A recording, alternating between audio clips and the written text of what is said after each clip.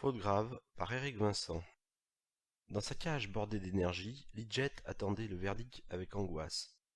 Les yeux globuleux grands ouverts, il ne possédait pas de paupières, il revivait chaque heure du procès.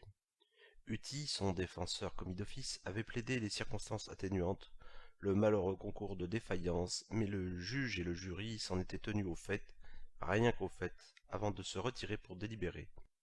Pour tuer le temps et masquer sa peur grandissante, l'accusé allait et venait dans les 6 mètres carrés de son box, usant le plancher de ses pieds démesurés, dodelinant de son énorme tête violette. Comme tous ses congénères, Lidjet n'avait presque pas de corps, les pieds quasiment sous le menton, des mains palmées au niveau des oreilles et un nez en forme d'aubergine. Cela lui donnait une apparence que nous autres humains qualifierions de grotesque. Son peuple, les Quarks, doté d'une intelligence prodigieuse, remplissait une mission universelle de la plus haute importance: instruire en secret les peuples sauvages, abrutis, inférieurs.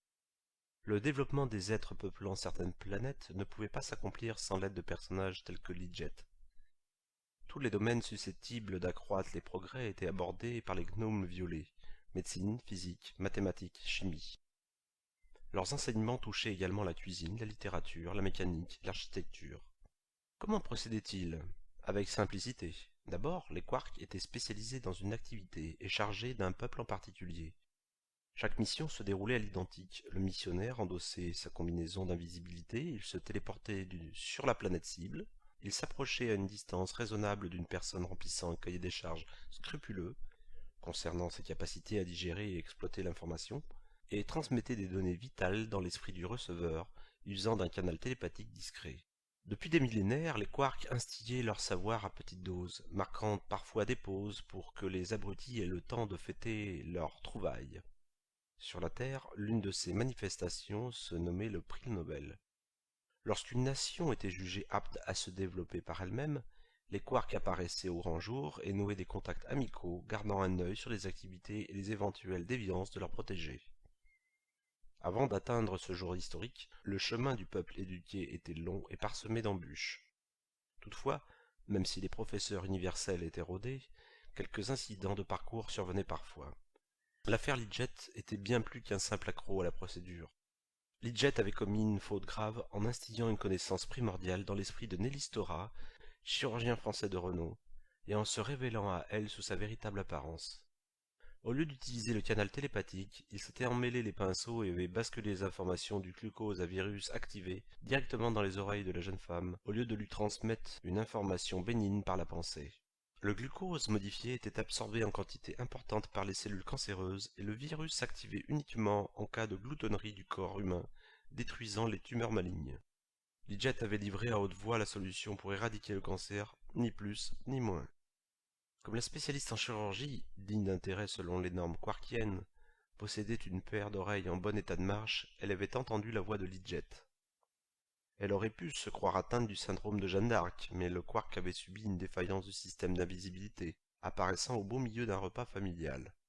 Toute la petite famille terrienne avait fui en découvrant le quark, en poussant des cris de frayeur, toutes sauf Nelly, fascinée par l'apparition, prête à faire une rencontre du troisième type. Le malheureux avait beau bricoler toutes les touches de sa télécommande, rien n'y faisait. Il avait poussé un ou deux jurons bien sentis avant de se téléporter en désespoir de cause. Le mal était fait. Nelly avait reconnu la voix du gnome comme celle qui lui avait murmuré le remède miracle. Elle avait compris la fonction du quark en quelques minutes seulement, déduisant avec exactitude. Elle avait frissonné en imaginant qu'il en était de même avec les plus éminents savants, inspirés par ces aubergines sur pattes.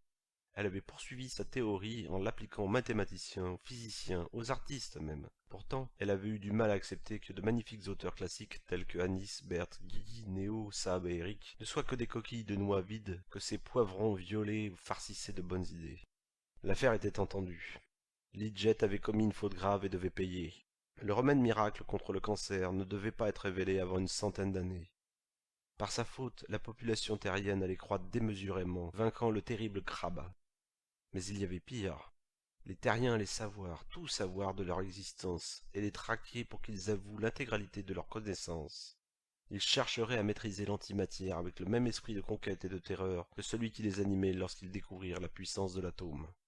Le jury et le juge firent leur apparition dans le tribunal. Ils avaient délibéré. Jet sentit que c'était cuit pour lui. Jet, entama le juge avec force, le jury a délibéré. Vous auriez dû vérifier tout votre matériel avant de vous engager dans la mission. Par votre faute, vous avez mis en péril le peuple terrien, mais aussi les quarks. Selon toute apparence, votre graine d'intelligence est défectueuse. Vous êtes donc condamné à la peine capitale. L'intéressé baissa le nez et expira un long souffle d'air sur ses pieds. La peine capitale. Jet était dans le pétrin, au sens propre comme au sens figuré. En effet, ces semblables, totalement asexués, ne se reproduisaient pas comme les humains, en copulant comme des forcenés. Ils étaient conçus à partir d'une pâte au levain dans laquelle les maîtres boulangers introduisaient une graine d'intelligence issue de l'arbre de la sagesse et qu'ils cuisaient durant 7 mois dans un four à positron à l'ancienne. La peine capitale le condamnait à retourner dans la pâte originelle. Malgré la rareté d'un tel jugement, il connaissait la procédure. En quelques heures, il serait surgelé instantanément pour ne pas souffrir, pilé, déshydraté et réintroduit dans le chaudron perpétuel. Il renaîtrait sous une autre identité, sans souvenir, payant pour avoir ouvert la boîte de Pandore. Mais sa dissolution n'éviterait pas le drame à venir. Ces abrutis de terriens possédaient désormais une information leur conférant un pouvoir incommensurable, et tout le monde savait quel usage ils en faisaient d'ordinaire.